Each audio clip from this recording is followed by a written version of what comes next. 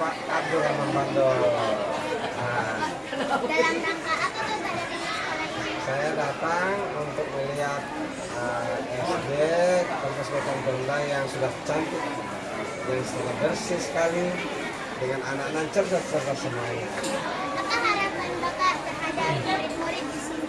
Nah, harapan saya supaya anak-anak muridnya, ibu guru, bu kepala sekolah, semua bisa jadi sukses, semua jadi cerdas-cerdas, berprestasi, dan membawa nama baiknya Makassar dengan prestasi kelasnya, prestasi apa namanya. Lalu bisa berinovasi, berkreasi dalam berbagai bidang, termasuk jadi jurnalis. Oke? Terima kasih atas jawabannya. Oke.